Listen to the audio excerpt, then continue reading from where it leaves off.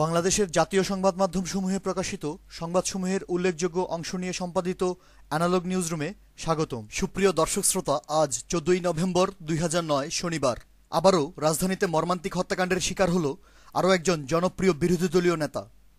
তেজগাঁও বিএনপির সহসভাপতি এবং সাবেক ছাত্রনেতা মাসুম ভূঁইয়া বাবুলকে প্রকাশ্যে দিনদুপুরে নৃশংসভাবে গুলি করে হত্যা করার হৃদয় বিদারক ছবিসহ সংবাদ প্রকাশিত হয়েছে আজকের সবগুলো পত্রিকায়।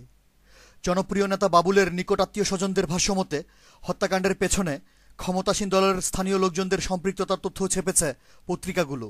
ঝালকাঠির রাজাপুর, নোয়াখালীর সোনাইমুড়ি ও নড়াইলের লোহাগড়ায় বিরোধী দলীয় নেতাকর্মীদের উপর আওয়ামী লীগ ক্যাডারদের হামলার সংবাদ এবং গাজীপুরের কালীগঞ্জে বিএনপির সম্মেলনে যোগ দিতে যাওয়া কেন্দ্রীয় নেতার গাড়িবহরে ক্ষমতাসীন ক্যাডাররা হামলা করে বেশ কয়েকটি গাড়ি ভাঙচুর ও 12 জন বিরোধী দলীয় নেতাকর্মীকে আহত করার খবর এসেছে যুগান্তর, জয়দিন, আমার দেশ ও নয়াদিগন্তে। উত্তরাঞ্চলীয় জেলা নওগাঁর পত্নীতলায় আওয়ামী যুবলীগ ক্যাডাররা উপজেলা নির্বাহী কর্মকর্তার বাসভবন ও কার্যালয়ে হামলা করার সংবাদ।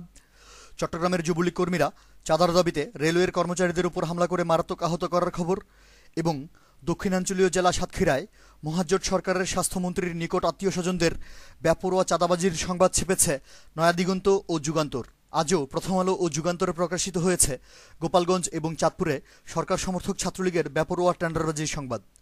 এর পাশাপাশি রাজশাহী মহানগরীর বিভিন্ন শিক্ষা প্রতিষ্ঠানে আওয়ামী ছাত্রলীগের চাঁদাবাজি, টেন্ডারবাজি, ছিনতাই, মাদক ব্যবসা ও আধিপত্য বিস্তারের সংঘাতে প্রতিবেদন ছেপেছে আমার দেশ পত্রিকা। নারায়ণগঞ্জের ফতুল্লায় ভিজিএফ কার্ডের ভাগবাটোয়ারাকে উপলক্ষ করে ক্ষমতাসীন দলের দুই গ্রুপের মারামারির খবর এসেছে জয়দিন, যুগান্তর এবং সমকালে। সেনাবাহিনীর প্রত্যাহারের পর হতে অশান্ত হয়ে ওঠা পার্বত্য রাঙ্গামাটিতে উপজাতীয় সন্ত্রাসীদের বেপরোয়া অপহরণ বাণিজ্য, চাঁদাবাজি ও বিভিন্ন সন্ত্রাসী কর্মকাণ্ডের খবর এবং একক আধিপত্য বিস্তারের দ্বন্দ্বে উপজাতীয় দুই জঙ্গি সংগঠনের গোলাগুলির সংবাদ এসেছে নয়াদিগন্ত ও bdnews24.com-এ।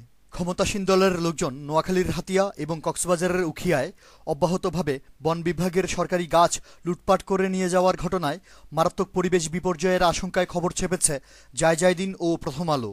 রাজশাহী মেডিকেল কলেজে সরকার সমর্থক স্বাধীনতা চিকিৎসক পরিষদ সাধারণ সম্পাদকের ক্ষমতার অপব্যবহারের উপর প্রতিবেদন ছেপেছে দৈনিক প্রথম আলো ও জয়দিন পত্রিকা। দেশের দক্ষিণ পশ্চিমাঞ্চলে আলু বীজ সংকটের খবর এবং মাগুরা, যশোর ও ঝিনাইদহে সারের ডিলার নিয়োগে অনিয়ম, দুর্নীতি ও দলীয়করণের সংবাদ ছেপেছে জয়দিন, আমার দেশ ও নয়াদিগন্ত।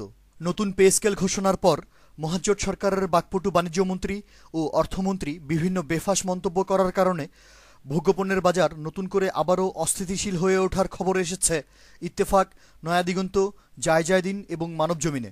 মহাজোট শাসনামলের শুরু থেকে উদ্বেগজনক হারে বিচার বহির্ভূত হত্যাকাণ্ড বেড়ে যাওয়ায় মানবাধিকার সংগঠন অধিকার উদ্বেগ প্রকাশ করার সংবাদ এসেছে ফোকাস বাংলায়। অ্যানালগ নিউজ আজ এ পর্যন্তই। আমাদের পরবর্তী নিউজ শোনার আমন্ত্রণ জানিয়ে আজকের মতো বিদায়। ধন্যবাদ।